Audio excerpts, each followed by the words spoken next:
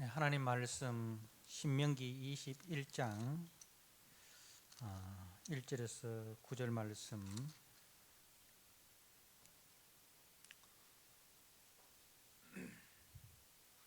신명기 21장 1절에서 9절입니다. 제가 한 절 읽고 여러분이 한 절 읽고 교독하도록 하겠습니다.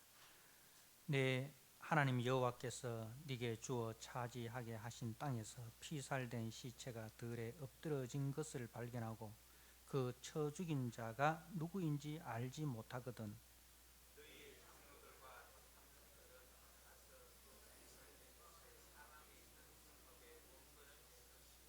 그 피살된 곳에서 제일 가까운 성읍의 장로들이 그 성읍에서 아직 부리지 아니하고 멍에 매지 아니한 암송아지를 취하여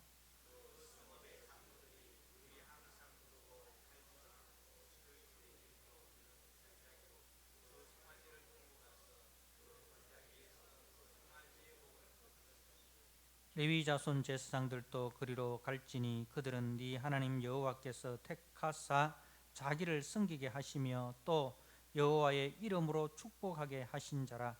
모든 소송과 모든 투쟁이 그들의 말대로 판결될 것이니라.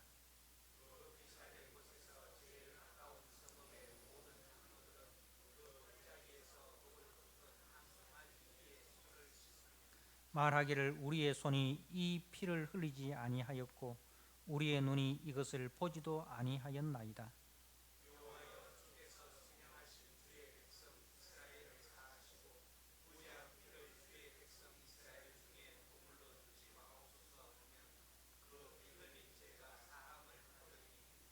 같이 읽겠습니다. 너는 이와 같이 여호와께서 보시기에 정직한 일을 행하여 무죄한 자의 피 흘린 죄를 너희 중에서 제할지니라. 아멘. 오늘 신명기 21장 1절에서 9절 말씀, 공동체의 연대 책임이라는 제목으로 말씀을 함께 나누고자 합니다. 지금 우리가 매일 성경을 통해서 신명기 말씀을 이제 묵상하는 가운데 있는데, 여러분들이 이 말씀을 묵상하시면서 각자가 느낀 이제 은혜, 각자가 받으신 그 은혜가 참 풍성할 줄 압니다. 우리가 이제 하나님께서 이스라엘 백성들을 택하사 저들로 하여금 세상 속에서 하나님을 아는 하나님의 군대가 되게 하시고 또 하나님 나라의 제사장이 되게 해주신 그 참 귀한 은혜와 또 직분과 사명을 이제 우리가 보게 되는데, 그러니까 이 신명기 말씀은 이제 신명기 말씀이 이제 율법이잖아요. 율법의 핵심이 뭡니까? 하나님 사랑, 이웃 사랑입니다. 그 십계명의 그 핵심이 이 하나님 사랑이고 이웃 사랑인데, 오늘 이 말씀도 바로 이웃 사랑의 측면에서 이웃이 누구며 우리는 그 이웃이 당한 아픔에 대해서 어떤 그 책임을 가져야 되는가에 대한 말씀입니다. 그래서 이제 오늘 본문의 내용은 이제 네 하나님 여호와께서 네게 주어 차지하게 하신 땅에서 피살된 시체가 들에 엎드러진 것을 발견하고 그 쳐 죽인 자가 누구인지 알지 못하거든. 그러니까 이스라엘 땅에서 이제 시신이 발견되었습니다.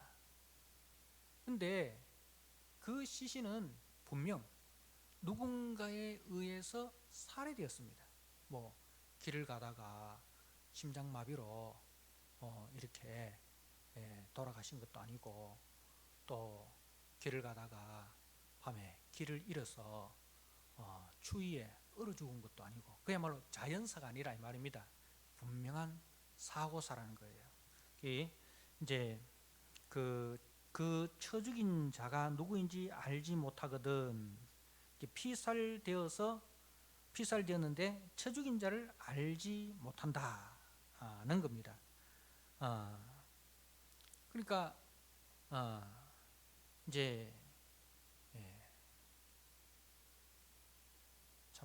이 사람이 얼마나 억울하고 또 그 가족들이 얼마나 힘들겠는가, 그걸 먼저 생각해라 이 말입니다.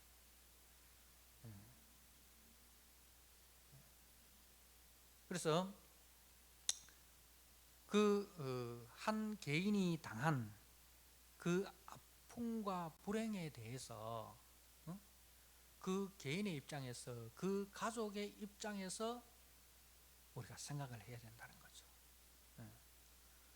그래서 그러면 우리 공동체가 그 개인에 대해서, 그 가족들에 대해서 어떻게 해드려야 되는가, 그 연대 책임을 이야기하는 거죠. 우리 이스라엘은 오늘 말씀해 보니까 여호와께서 네게 주어 차지하게 하신 땅이라는 거죠. 그러니까 하나님이 은혜로 주신 땅이라는 거죠. 우리는 그 하나님이 은혜로 주신 땅에 다 뭐예요? 나그네와 객으로 하나님의 은혜 가운데 우리가 같은 은혜를 받고 살아가는 다 하나님 나라의 공동체다. 오늘날로 말하면 예수 가족 공동체다는 그 인식을 우리가 항상 갖고 있어야 된다. 그러니까 구약의 구약의 이스라엘은 구약의 교회고, 그리고 신약의 이제 신약의 우리 이 교회 공동체는 바로 하나님의 은혜로 세워지신 하나님의 은혜의 공동체다. 이 연대 의식, 공동체에 대한 연대 의식이 있어야 된다는 거예요. 니는 니고 나는 나고, 우리는 같이 예배 드리기 위해서 모인 것이고, 예배 마치고 가면은 굿바이, 다음 주에 다시 만날 때까지 잘 지내고 다음 주에 또 보자. 이런 이제 하나의 우리가 영화 볼 때 영화 보러 모인 그 사람들이 다 영화를 본다는 그 목적에서 모였지만은 아무런 그 연대감이 없지 않습니까? 그런 게 아니다 이 말입니다. 우리가 가족들처럼 이제 1년에 한두 번을 만나더라도, 추석 명절에 만나고 설 명절에 만나더라도 가족은 뭐예요? 그 연대감이 있잖아요. 그 연대감이 있잖아요. 우리 교회라는 것은 바로 하나님의 은혜 안에 모인 하나님의 은혜의 공동체, 하나님 은혜의 공동체에 대한 연대감을 우리가 다 가지고 있어야 된다는 거죠. 그래서 형제의 아픔이 나의 아픔이 되어야 되고, 형제의 그 눈물이 나의 눈물이 되어야 한다는 것을 이야기를 합니다. 그래서 이제 그 억울한 죽음의 당사자와 그 가족의 고통에 대해서 우리가 함께 연대하고, 그리고 다른 한편으로는 우리 공동체가 가해자인 듯 책임을 져야 한다는 겁니다. 내가 너를 지켜주지 못해서,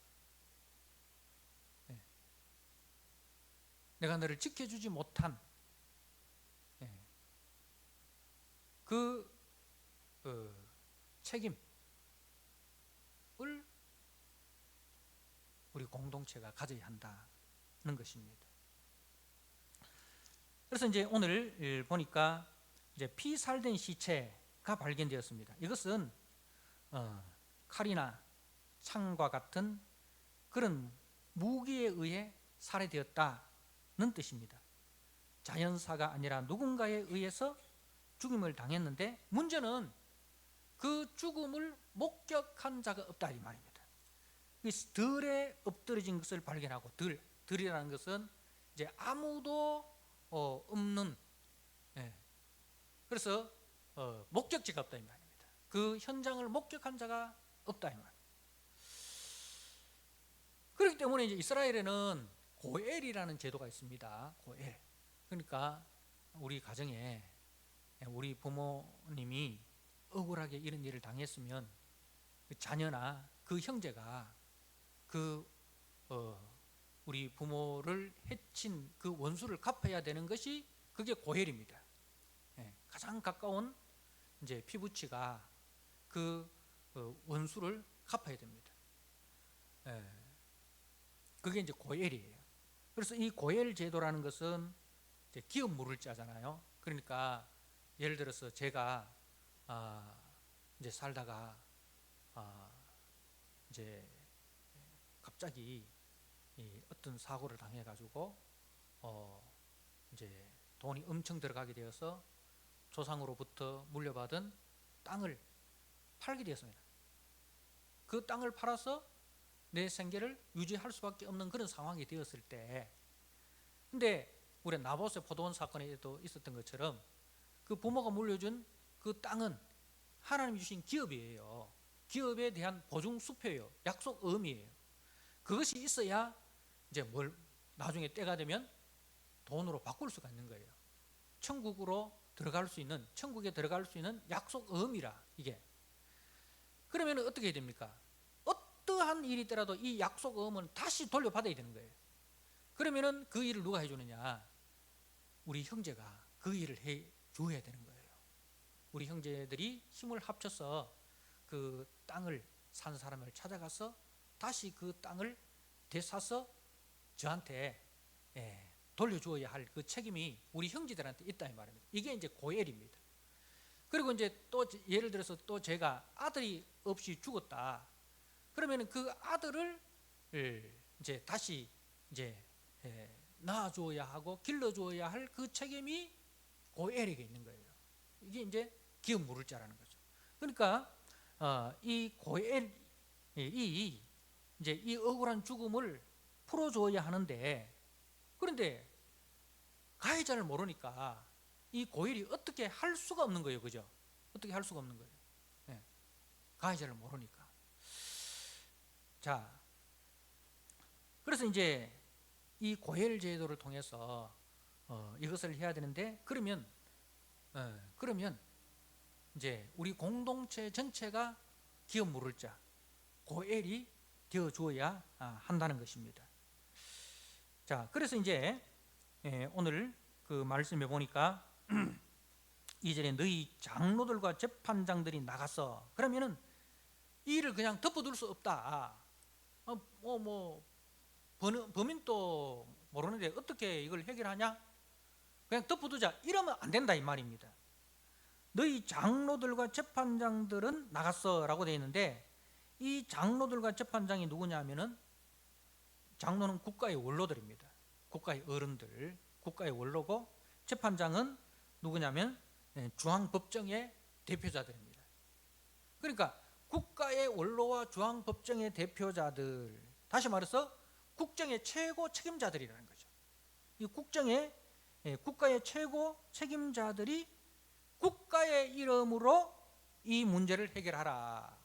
다시 말해서 교회 공동체가 교회의 이름으로 이 문제를 해결하라. 구약은 이제 신정국가, 하나님이 통치하시는 나라니까 이제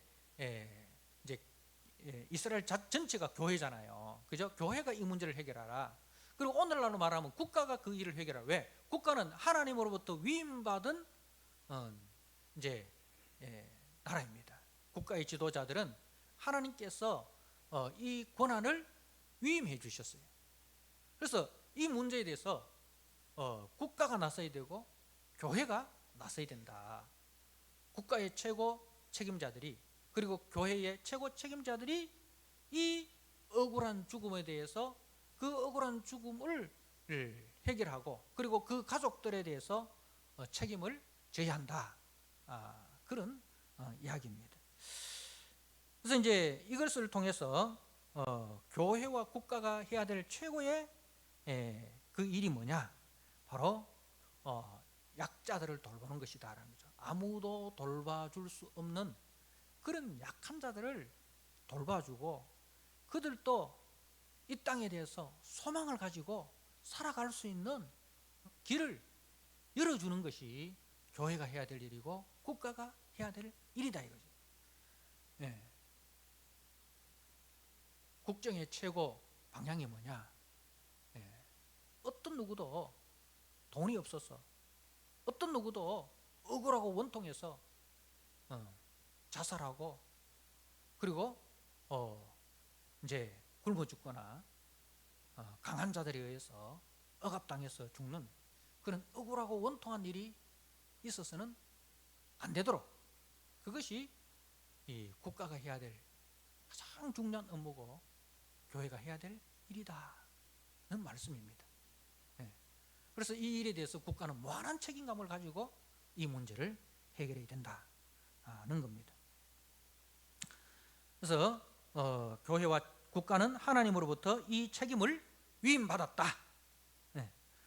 그러므로 교회와 국가는 이 일에 대해서 무한한 책임을 가져야 된다. 그래서 조항의 대표자들이 내려와서 그 죽은 자의 시신이 발견된 곳에서 가장 가까운 이제 성읍을 이제 잽니다. 그래서 2절에 보니까 너희 장로들과 재판장들은 나가서 그 피살된 곳에 사방에 있는 성읍의 원근을 잴 것이고 그 피살된 곳에서 제일 가까운 성읍의 장로들이 그 성읍에서 아직 부리지 아니하고 멍에를 매지 아니한 암송아지를 취하여, 그래서 이제 가장 가까운 이제 지역이 어딘지 그것을 이제 그 원근을 재 가지고 가장 가까운 지역의 성읍의 장로들이 그 일에 대해서 책임을 지는데, 근데 어떻게 하느냐? 아직 부리지 아니하고 멍에를 매지 아니한 암송아지를 취하여 이제 대속제물이 되는 거죠. 그러니까 이 암송아지가 뭐가 됩니까? 가해자 역할을 하는 거예요. 가해자 역할을 하는 거예요. 그래서 암송아지를 취하여 그 성읍의 장로들이 물이 항상 흐르고 갈지도 않고 씨를 뿌린 일도 없는 골짜기로 그 송아지를 끌고 가서 그 골짜기에서 그 송아지의 목을 꺾을 것이고, 그러니까 흐르는 시내가 있는 곳에 가서 그 송아지의 목을 꺾으라. 그러니까 가해자가 받아야 될 형벌을 누가 받는다고요? 이 암송아지가 받는 거예요. 이 암송아지가 받는 거예요. 그걸 통해서 죄에 대해서는 반드시 뭐가 다른다? 죄값이 따른다는 것을 공동체 전체가 보게 하는 거예요. 네가 아무도 모르게 그 사람을 죽였다 할지라도 누가 합니까? 하나님은 아신다 이거예요. 그래서 하나님은 그 죄값을, 그 죄에 대해서 반드시 책임을 물으신다는 거죠. 사람은 몰라도 하나님은 아신다. 이런 것을 공동체로 알게 해가지고 사람이 보는지 안 보는지, 사람이 안 보면 악한 짓을 해도 괜찮다. 아니다. 하나님은 다 보고 계시고 하나님께서 그 죄값을 반드시 물으신다라는, 그 죄가 얼마나 무섭고 죄값이 얼마나 무섭다라는 것을 공동체로 하여금 이제 깨닫게 해주는 하나의 퍼포먼스죠. 자, 그리고 이제 그 다음에 5절에 레위 자손 제사장들도 그리로 갈지니, 자, 레위 자손 제사장들은 어떻게 하느냐? 장로들이 해야 될 일은 죄가 얼마나 무섭다는 것을 이제 보여주는 것이고, 그 다음에 레위 자손 제사장들은 가서 할 일이 뭐냐면, 그들은 네 하나님 여호와께서 택하사 자기를 섬기게 하시며 또 여호와의 이름으로 축복하게 하신 자라. 모든 소송과 모든 투쟁이 그들의 말대로 판결될 것이니라. 그 피살된 곳에서 제일 가까운 성읍의 모든 장로들은 그 골짜기에서 목을 꺾은 암송아지를 위하여 손을 씻으며 말하기를 우리의 손이 이 피를 흘리지 아니하였고 우리의 눈이 이것을 보지도 못하였나이다. 여호와여 주께서 속량하신 주의 백성 이스라엘을 사하시고 무죄한 피를 주의 백성 이스라엘 중에 머물러 두지 마옵소서 하면 그 피 흘린 죄가 사함을 받으리니. 자, 제사장들이 해야 될 일은 뭐냐 하면은, 이제 장로들이 해야 될 일은 죄에 대한 공의예요. 죄에 대한 공의예요. 그 다음에 이 레위인 장로들이 해야 될 일은 사랑입니다. 하나님의 사랑입니다. 자, 그 죄값을 누가 대신 졌느냐? 누가 대신 졌습니까? 가해자가 대신 진 것이 아니라 암송아지가 대신 졌습니다. 그죠? 근데 이제 이제 그 뒤에 말씀을 보십시오. 21장 22절 말씀을 보십시오. 사람이 만일 죽을 죄를 범함으로 사람이 만일 죽을 죄를 범함으로 네가 그를 죽여 나무에 달거든. 자, 사람이 만일 죽을 죄를 범함으로, 여러분 이 죽을 죄가 누가 범했어요? 죽을 죄를 누가 범했어요? 예? 누가 범했어요? 내가 범한 거예요. 모든 사람이. 아담이 그죠? 아담이 하나님께서 네가 이것을 먹는 날에는 정령 죽으리라. 그죠? 선악을 알게 하는 나무의 실과를 먹는 날에는 정령 네가 반드시 죽으리라 했어요. 그래서 아담이 그 죄값으로 뭡니까? 아담의 죄값으로 아담 안에 있는 우리 모두가 뭐가 된 거예요? 죽음의 권세 안에 있는 자가 된 거죠. 아담의 원죄 안에 우리가 다 들어간 거예요. 그래서 이 말씀은 이제 사람이 만일 죽을 죄를 범함으로 라는 이 말이 특정 죄를 지은 범인을 말하기도 하지만은 모든 인류가 이 죽을 죄를 범한 아담 안에 있는 거예요. 네. 물론 이 이제 그 문자적으로 보면 죽을 죄를 범한 한 죄인을 이야기합니다. 한 사람을 이야기합니다. 그러나 이것을 성경 전체적으로 봤을 때는 그것을 넘어서 모든 인류에 대한 말씀이라는 거예요. 그래서 이제 그래서 네가 그를 죽여 나무에 달거든 그 시체를 나무 위에 밤새도록 두지 말고 그날에 장사하여 네 하나님 여호와께서 네게 기업으로 주시는 땅을 더럽히지 말라. 자, 물론 이것은 1차적으로는 이제 죽은 자에 대해서도 뭐예요? 죽은 자도 인권이 있는 거예요. 죽은 자의 인권. 죽은 자라고 해서 그 죄값으로 죽었지만 그도 하나님의 형상으로 지음받은 사람이라는 거예요. 그래서 죽은 자의 죄값으로 죽은 사람이지만 그 사람에 대해서도 인간적인 예우가 있다는 거죠.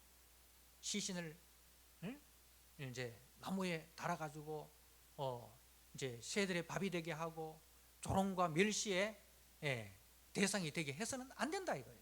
그 죄값으로 죽었기 때문에. 그리고 그 다음에 그 가족들, 죽은 자의 가족들이지 않습니까? 가족들이 자신의 아들이, 자신의 아버지가, 자신의 가족이 나무에 달려서 저주를 받아가지고 사람들로부터 조롱과 멸시를 당하고 새들이 와서 짐승이 와서 그 신을 해치고 하면은 그 가족들이 얼마나 힘들겠습니까?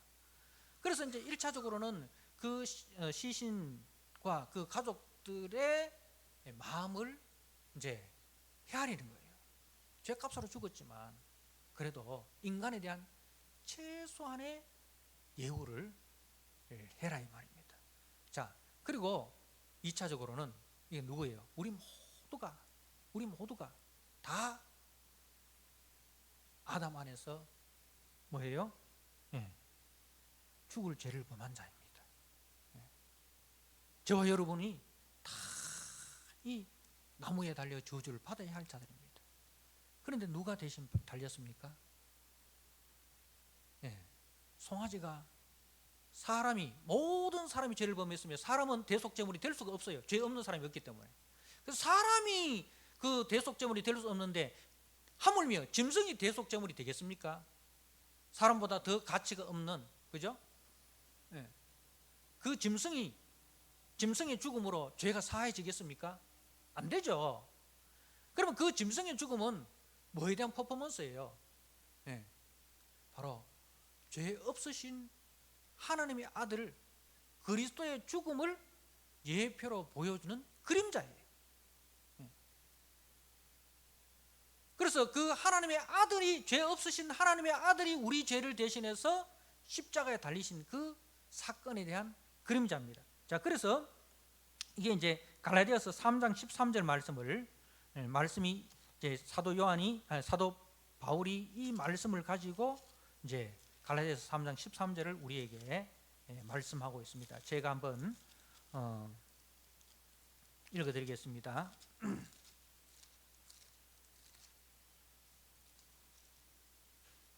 갈라디아서 3장 13절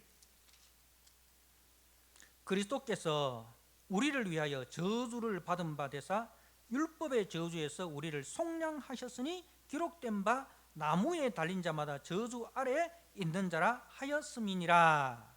나무에 달린 자마다 저주 아래 있는 자라 하였음이라. 이게 신명기 21장 23절의 말씀입니다. 그래서 사도 바울은 이 신명기 21장 23절의 말씀을 누구에게 적용시키느냐? 그리스도의 십자가 사건에 적용시키는 거예요.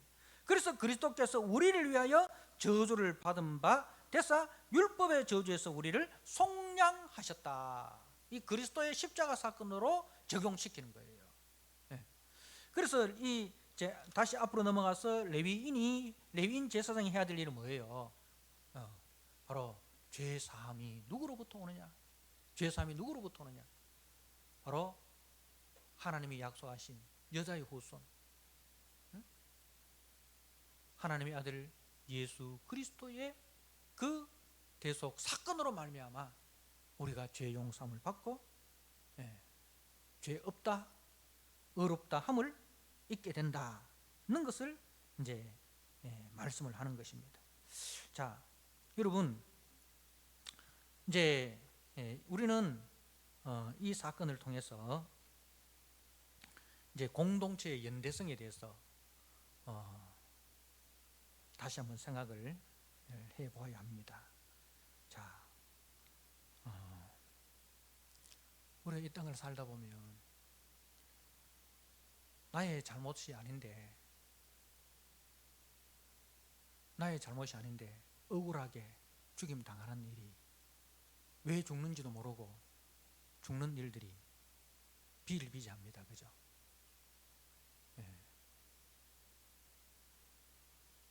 그래서 어떠한 죽음 앞에 서든지 우리는 그 죽음에 대해서 잘 죽었다, 그 죽음에 대해서 비웃거나 그 죽음에 대해서 박수치는 그런 일을 행해서는 절대로 안 됩니다. 누구의 죽음이든지 간에. 에스겔서 말씀에서도 하나님은 악인이 죽는 것도 하나님은 기뻐하지 않는다 했어요. 악인이 죽는 것을 기뻐하지 않고 악인이 회개하고 돌아오는 것을 하나님은 기뻐하신다라고 했어요. 자, 하물며 악인이 죽는 것도 기뻐하지 않으시는데 자기가 왜 죽어야 하는지 죽음의 이유도 모르고 죽어가는 사람들에 대해서 하나님이 기뻐할 리가 있겠습니까? 거기에 대해서 누가 그 죽음을 애통하고 그 죽음에 대해서 우리가 책임을 져야 되는가? 바로 교회가 그 공동체 연대감을 가져야 되고, 국가가 그 죽음을 위로하고 국가가 그 죽음에 대해서 최대한 예우를 해야 된다는 거예요. 그 이야기입니다. 그래서 우리가 아직까지도 해결되지 않는 그런 아픔들이 있지 않습니까? 6.25라든가 또 뭐 우리가 이데올로기 때문에, 그죠? 이데올로기로 인해서 왜 죽어야 하는지 이유도 모르고 죽어간 그런 영혼들이 많습니다. 제주 4.3 사건 같은 경우에 물론 그 속에 분명 그 공산당들이 있었습니다. 그거는 부정 못할 사건인 사실이죠. 그러나 죽은 모든 사람들이 다 공산당원은 아니었습니다. 거기에 한두 살 된 아이들도 있습니다. 걔들이 무슨 죄가 있습니까? 근데 우리가 이데올로기라는 것이 그렇게 무섭습니다. 그렇기 때문에 우리는 절대로 복음 위의 이데올로기가 올라가서는 안 돼요. 복음 위의 이데올로기가 올라가서는 안 됩니다.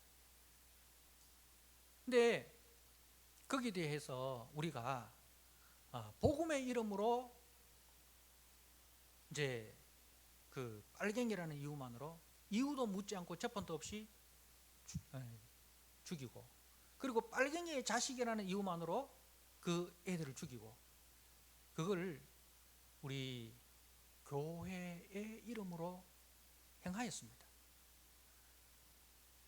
거기 이 제주 4.3 사건에 앞장선 사람들이 누구냐면 서북청년단들이라는 사람들인데, 이 사람들이 다 기독교인들입니다. 북한에서 내려온 사람들인데, 북한에서 이제 북한에 그 김일성이가 내려와서 제일 먼저 이제 한 일이 뭐냐면은 이제 소련의 등을 얻고 소련의 세력을 등에 얻고 자기 정권을 탈취하기 위해서, 자기가 정권을 가지기 위해서 일을 하는데 제일 걸림돌이 어디냐면 교회인 거예요. 교회인 거예요. 근데 교회는 그래도 껴 있지 않습니까? 그래서 이제 이 교회를 어떻게 장악하느냐, 그게 이제 제일 관건이었습니다. 그래서 교인들을 회유도 하기도 하고 억압도 하기도 하고 했는데, 거기에 대해서 반발을 해서 일어난 사건이 신의주에 있는 그 학생들을 중심으로 그 사건이 일어났습니다. 그때 이제 신의주 제1교회, 제2교회가 있는데 제2교회의 담임 목사님이 한경직 목사님이셨어요. 이제 한경직 목사님이 이 공산당 치하에서는 소망이 없다. 그래가지고 이제 김일성이 치하에서 이제 월남을 하였습니다. 그래서 그 해방된 이후에, 해방되고 6.25 전쟁이 터지기 전에 월남한 북한 주민들이 200만이나 된다고 합니다. 엄청난 사람들이 월남을 했죠. 그래서 그 월남한 사람들이 중심으로 세워진 교회가 이제 그 한경직 목사님 세운 그 영락교회입니다. 근데 이들은 공산당이 얼마나 무섭다는 것을 뼈저리게 느낀 거예요. 그래서 이제 그 공산당에 의해서 교회가 뺏기고 자기 사유재산이 뺏기고 자기 가족들이 죽임당하고 그런 아픔을 당했기 때문에 공산당에 대해서는 철저하게 이 방공이 그야말로 저들에게 있어서는 그야말로 복음 위에 올라가 버린 거예요. 복음을 지키기 위해서는 방공을 해야 된다. 방공이 되지 않고는 복음도 지킬 수 없다. 이런 논리로 가버린 거예요. 그래가지고 이제 그 공산당이 어디 출몰했다 하면은 경찰들보다 이 서북 청년단들이 먼저 가서 이제 제압을 하는 거예요. 근데 국가가 그걸 다 무인해 준 거예요. 이승만 정권이 그걸 다 무인을 해 준 거예요.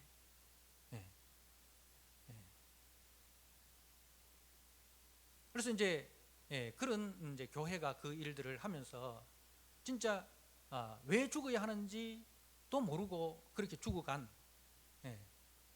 사람들이 엄청나게 많았어요. 그때는 솔직히 말해서 공산주의가 뭔지 제대로 아는 사람이 극소수였죠. 그 공산주의자들도 있었지만은 공산주의자가 뭔지도 모르고 그냥 밥 한 그릇 준다 하고 뭐 이렇게 하니까 뭐 거기에 가입하고 그런 분들도 많았다는 거죠. 자, 그렇게 이제 희생된 자들, 그리고 6.25 전쟁을 통해서 국가를 위해서 일하다가 전사하신 분들, 이런 분들에 대해서 국가가 무한 책임을 가지고 거기에 대해서 우리가 참 책임을 져야 됩니다. 교회가 그 부분에 대해서 우리가 책임감을 가지고 그들의 아픔을 위로하고 어떻게든지 그들을 이제 상처를 치유해주는 그 일에 교회가 앞장을 서야 됩니다. 그래서 우리는 복음의 논리로 가야 되지, 이데올로기의 논리로 가면은 항상 이데올로기의 논리로 가면은 피아가 구분됩니다. 적과 아군이 구분이 되어지게 되고, 그리고 적에 대해서는 죽여도 괜찮다라는 이런 논리까지 가버립니다. 저거는 죽여야 될 대상이고 없어져야 될 대상이다로 해서 계속해서 이제 악을 악으로 갚는, 그렇게 되면은 한쪽만 희생당하는 게 아니잖아요. 지렁이도 밟아먹고 덜거린다고 다 피차 멸망하게 되는 것입니다. 그래서 우리는 그 이데올로기로 극단적인 이데올로기로 가는 곳에 우리는 그 이데올로기의 논리가 아니고 복음의 논리로 가서 원수까지도 사랑하는 마음을 가져라. 그래서 그들에 대해서 우리가 귀를 기울이고 죽여야 할 대상이 아니라 같이 함께 해야 될 대상이다. 그래서 네 생각도 내 생각도 내려놓고 복음의 생각으로 우리 같이 만나자. 복음 안에서 우리가 같이 만나자. 라는, 우리가 자본주의의 논리로 가는 것이 아니라, 공산주의를 대할 때 자본주의의 논리로 가는 것이 아니라 복음의 논리로, 복음의 사상으로 우리가 가야 된다는 거예요. 자, 그리고 우리가 얼마 전에 일어났던 세월호나 또 이태원 사건이나 이런 일에 대해서 국가가 거기에 대해서는 무한한 책임을 가져야 됩니다. 그리고 교회도 무한한 책임을 가지고 그것을 어떤 정치의 논리로 그것을 접근해서는 안 됩니다. 야당이든 여당이든 그것을 정치적인 논리로 자기의 정치적인 이익을 추구하기 위한 수단으로 그것을 그렇게 이용을 하면 안 돼요. 여당도 그렇고 야당도 마찬가지입니다. 예. 그거는 정말 그 고2 애들이 새벽에 수학여행을 제주도로 떠나는데, 그러면 국가가 해야 될 일은 뭡니까? 그 배가 안전한지, 그죠? 그 배가 안전한지, 만약에 그 배가 어떤 사고에 처해졌을 때 그 배를 구출할 수 있는 모든 역량을 다 국가가 동원해서 그들을 구출해야 될 이 책임이 국가가 있습니다. 왜? 그 일을 위해서 우리가 세금을 내고, 그죠? 그 일을 위해서 우리가 이제 그 국가를 위해서 헌신하지 않습니다. 헌신하지 않습니까? 그럼 국가가 그 국민이 위기에 처했을 때는 국가의 모든 역량을 동원해 가지고 그것을 구출해야 될, 구조해야 될 책임이 국가로부터 있는 거예요. 그런데 저가 놀러 가다가 저가 죽었는데 왜 국가가 책임져야 되느냐? 여러분, 그렇게 말하는 분들이 많으신데, 만약에 그 수학여행단에 자기 아들이 있고 자기 손자가 있다라면 그 말을 할 수 있겠습니까? 만약에 그런 논리로 간다면, 내가 만약에 그런 위기에 처했을 때 국가가 아무런 책임을 져주지 않는다, 아무런 구조도 해주지 않는다라면 그 국가에 대해서 우리가 충성을 할 수 있겠습니까? 그래서 미국 같은 경우에는 어떻게 합니까? 우리가 옛날에 람보 그런 영화 봤잖아요. 그게 뭡니까? 베트남의 포로로 잡힌 자기 군인 한 명을 구출하기 위해서 국가가 모든 그 자원을 다 동원해 가지고 그 군인을 구출해내는 이야기잖아요. 그리고 거기에 국가를 위해서 헌신하다가 죽은 한 군인이 이제 그 죽은 군인이 이렇게 있으면 그 시체라도 찾아가지고, 그죠? 최고의 예우를 해서 이제 비행기를 태우고 오면 국가의 원수 대통령이 나가서 그 시신을, 그죠? 이렇게 맞이하지 않습니까? 그게 바로 국가가 뭐냐, 국가란 무엇인가 하는 것을 가장 잘 보여주는 예입니다.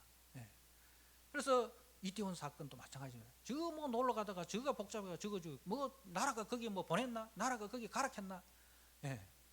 국가는 항상 국민이 어떤 위기에 처할 가능성이 있으면 그 위기에 처할 가능성을 계산을 하고 그 위기로부터 분산시키고 그 위기로부터 구해내야 할, 보호해야 될 책임이 국가가 있는 거예요. 그렇기 위해서 우리가 경찰이 있고 군인이 있고 공무원들이 있는 거잖아요. 왜 그들이 이 국민의 세금을 가지고 삽니까? 그 일을 하라고 우리가 세금을 내는 거란 말입니다. 그리고 요번에 뭐 저기 최상병 그 사건도 마찬가지고, 그 한 군인이 국가의 임무를 위해서 국방의 의무를 이행하기 위해서 군대 가서 그렇게 명령에 의해서 물속에 구조하러 갔는데, 근데 그 군인을 우리 엄마 아빠는 그 군대를 믿고 보내는 거잖아요. 그죠? 그 군대가 우리 애들을 잘 보호하고, 그리고 그 애들로 하여금 건강한 군인으로 군생활을 잘 하고, 그렇게 건강하게 돌아올 줄 알고 보내지, 그렇게 죽을 것 같으면 누가 보내겠습니까? 그럼 국가가 그 애를 위임 받았으면 최대한 그 애를 잘 보호해야 됩니다. 그게 사단장이 해야 될 일이에요. 그게 대대장, 중대장, 연대장, 지휘관들이 해야 될 일입니다. 자기의 명예를 위해서 그 병사들 하나의 부속품처럼 생각하면 안 돼요. 그거는 옛날 사고방식입니다. 이순신 장군이 왜 명장입니까?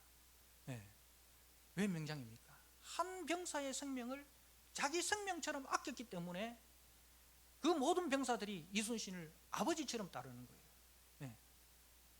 군령은 엄했지만, 그러나 그 군인들의 생명에 대해서는 자기의 모든 것을 걸고 그 군인들을 그렇게 보호하고 사랑하고, 그래서 명장이 되는 겁니다.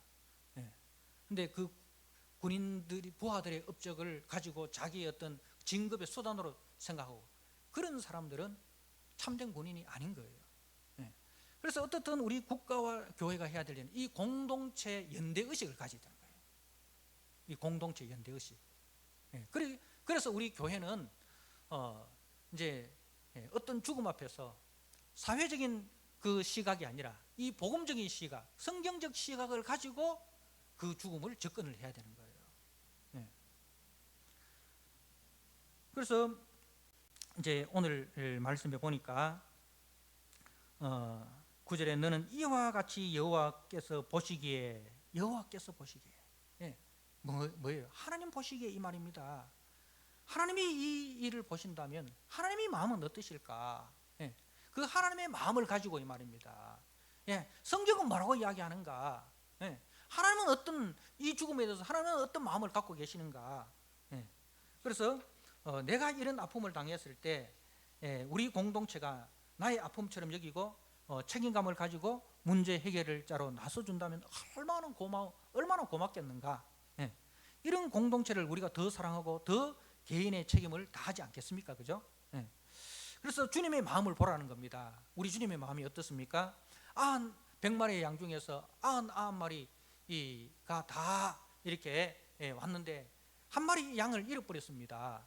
그런데 거기에 대해서 누가 책임을 집니까? 응? 딴 놈들은 다 도는 멀쩡해가 따라오는데 지는 마다가 그렇게 길 잃어버렸냐? 부주의한 지 책임이지. 응? 그렇게 그 양에게 책임을 돌렸습니까? 아니죠. 주님이 거기에 대해서 무한한 책임을 가지시고 그 양을 찾기 위해서 홀로 나가십니다. 그죠? 주님께서 그 양에 대한 무한한 책임과 무한한 사랑을 가지고 그 양을 찾으러 나가십니다. 그러니까 잃어버린 양에 대한 마음이 뭐예요? 긍휼의 마음입니다. 긍휼의 마음. 그러니까 우리는 어떤 사람이 되었든지 이 긍휼의 마음을 잃어버리면 안 됩니다. 교회는요, 다른 사람이 다 돌을 던질지라도 거기에 대해서 우리는 단 한 사람이라도 긍휼의 마음을 가져야 됩니다. 가늠하다가 현장에서 잡힌 여인이 모든 사람들이 모세 율법에 이 여인을 향해서 이런 여자는 돌에 맞아 죽어야 됩니다 하고 돌을 들고 나왔을 때에 예수님은 뭐의 마음입니까? 긍휼의 마음입니다. 예, 죄 없는 자가 돌로 쳐라. 예, 주님의 마음은 긍휼의 마음이에요. 그래서 교회가 가져야 될 마음은 긍휼의 마음입니다. 어떤 사람의 죽음에 대해서든지 우리는 그 죽음에 대해서는 긍휼의 마음을 가져야 된다는 거죠. 예, 그래서 긍휼의 마음으로 한 영혼을 바라보는 것, 이것이 바로 교회입니다. 그것이 바로 천국입니다. 그래서 이제 이 마음을 품고 우리가 이제 억울하게 희생당한 그들의 마음을 우리가 만져주고 그들의 마음을, 그들의 손을 잡아줄 수 있는 것, 그것이 교회가 되어야 된다는 거죠. 국가는 표를 의식합니다. 표가 되면은 안 잡아줘야 할 손도 잡아주고, 표가 안 되면은 잡아줘야 될 손도 안 잡아주는 게 이 정치 논리입니다. 그러나 복음의 논리는 그게 아니에요. 나의 이익에 상관없이 긍휼의 마음을 가지고 아무도 그 눈을 외면하고 그 손을 외면할 때에 우리는 긍휼의 마음으로 가서 그 영혼의 마음을 만져주는 그것이 교회가 해야 될 일이다는 것입니다. 그래서 우리가 이 신명기의 말씀을 보면 다 이 약자들에 대한 이야기입니다. 이 약자들을 교회가 어떻게 보호해야 될 것인가, 이게 신명기의 내용입니다. 그 뒤에 있는 여자 포로를 안으로 삼았을 때 그 이야기도 마찬가지죠. 그리고 이 장자의 상속권 문제도 마찬가지고요. 다 뭐냐면은 이 국가나 어떤 기관이 긍휼의 눈으로 대하지 않을 때, 그래서 거기에 대해서 상처를 입고 거기에 대해서 그 아픈 가슴을 안고 어디에도 하소연할 수 없는 그런 사람들이 있을 때 교회는 무엇을 해야 되느냐? 교회는 그 일에 대해서 사람의 눈을 의식하지 말고 그리스도의 눈으로, 그리스도께서 우리를 긍휼히 보셔서 하나님의 진노 아래 하나님의 원수가 된, 그죠? 마땅히 진노받아 죽어야 할 우리들이지만은 그리스도께서는 무한한 긍휼로 우리의 손을 잡아 주셨잖아요. 그죠? 그 마음으로 우리가 내려가는 것. 그것이 교회가 해야 될 일이다. 그래서 주님이 우리를 바라보는 그 눈으로 우리가 그 형제를 바라보고 그 상처 입은 자들의 마음을 헤아려주고 만져주는 것, 그것이 교회다. 그게 공동체의 연대감이라는 거죠. 이런 그리스도의 몸된 이 연대감을 가지시고 우리가 서로 돌아보아 사랑과 선행으로 격려하는 그런 정말 모이고 싶은 교회, 그죠? 나오고 싶은 교회, 함께하고 싶은 교회를 만들어가는 저와 여러분 되시기를 주님의 이름으로 부탁드립니다. 아멘.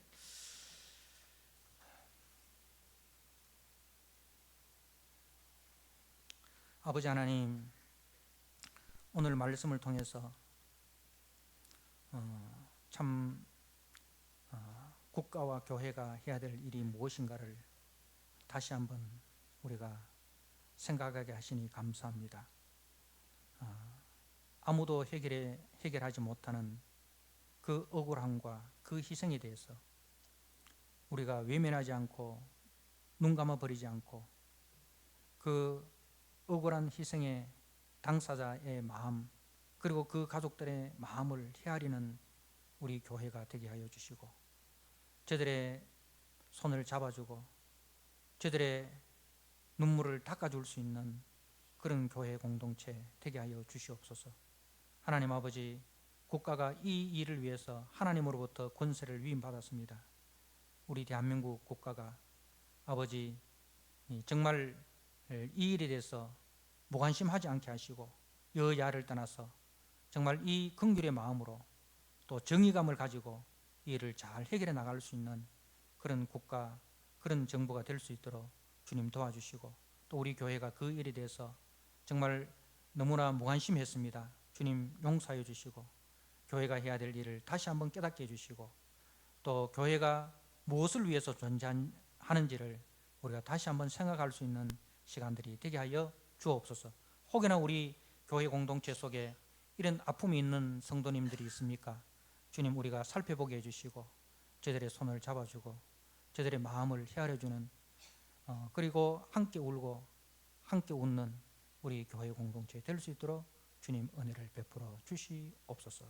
예수님께 하신 이름으로 감사하며 기도드리옵나이다. 아멘.